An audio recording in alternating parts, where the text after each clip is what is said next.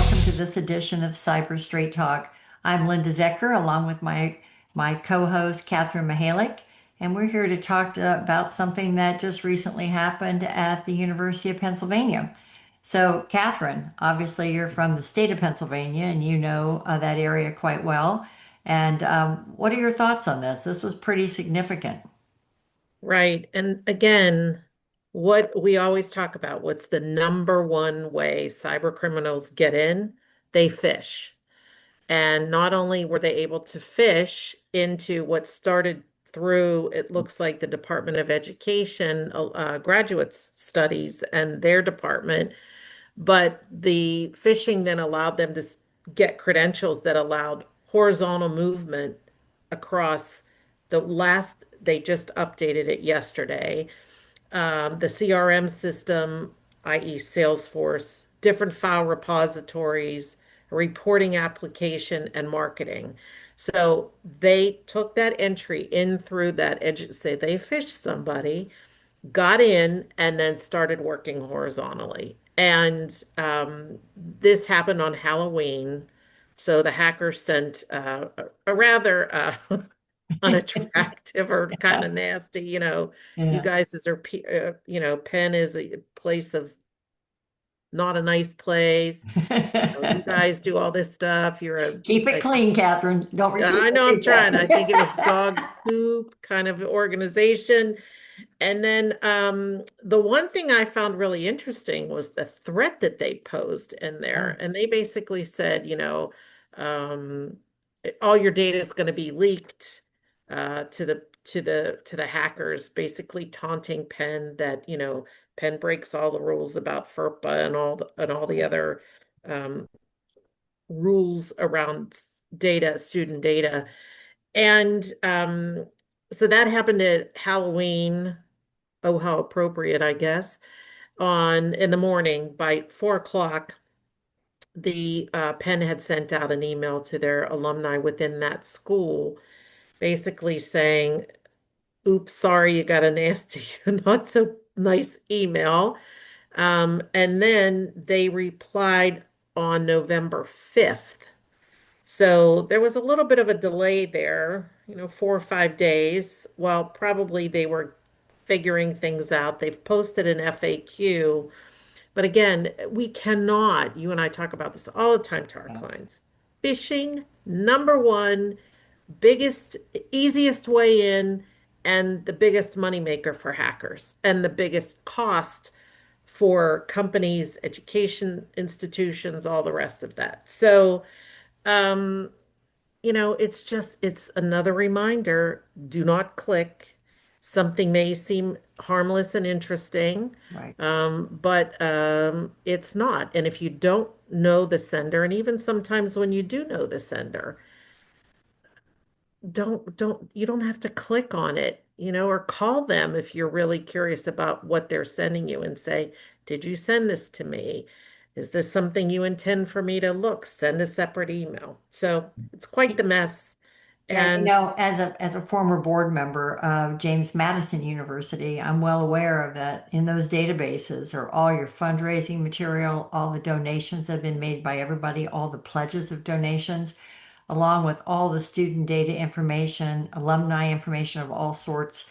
So it's a big deal. And to your point about phishing, and we've talked about this before multiple times. But so many times it's you do training in your organization, you think, I've checked the box, I've got it all done. But what you don't realize, it's third parties, it's groups that come in from the outside that are on your networks, and universities of all places have huge open networks where there are so many people coming and going and logging into the network. And whether you're logging in as a guest on a particular guest non safe network or whatever the case may be, once they are in, there's lots of ways that bad actors can then get into the broader systems. And so it's training is one thing, but everybody has to be vigilant about just making sure that you think about what you do. And we talked about also, you think it's coming from somebody that you know, but sometimes it's the name that you know, but the whole address isn't showing. and that whole address is from a separate group, and they're using those. They fished into somebody, gotten the addresses, and now they're leveraging them again. And these are huge farms of people that are brought in to do nothing but fish, fish, fish all day. And Yeah. it doesn't take long before they get a live one and in they go, and out goes all the information. Well, they caught a fish. Yeah, they And caught a big fish. yeah, and the one thing is they have brought in outside professional help. It's according to what's on the website, CrowdStrike. The one thing that they didn't address is how, and I will be curious to see if the Board of Governors for Penn steps up and says, okay, this is, I hope they address it strategically instead of just tactically, right? Tactics absolutely needs to happen immediately. They got to be on it, and it looks like they're doing that. But I think it's also would be good for them to communicate to the broader alumni as well as people who think about it. Went to the Penn has a huge university medical system. Yeah. All of those people are now probably wondering, did my medical records get hacked? So I hope that the Board of Governors and their leadership talks more broadly about the overarching strategy that they're now going to be taking and not just the tactics of going after and cleaning up the mess, if you will, from the hack. And even though board members are inside the kind of inside the circle of safety, board members go home. And when they're home, they can get hacked at home. As soon as they go back, they log on, and that all goes into the main system. And people just don't think about that. I am glad they've brought in software to help them, but frankly, they probably had software in place already. And so it takes more than that. And so, in most universities, most corporations have multiple different layers of security that they've put in place. And there's a feeling of safety with that, but you can still be hacked, and it can still come from the simplest, most easy way to come in. So that's what we do at Cyber Knowledge Partners. We talk a lot with board members about just don't be complacent. Don't assume that you have got everything locked down, because bad actors can always find a new way to get in. Absolutely. Well, they caught a fish, and hopefully that fish Yeah. gets off the line soon. We wish them all the best, and we hope that Absolutely. this does not happen to other universities, but that's always the current concern.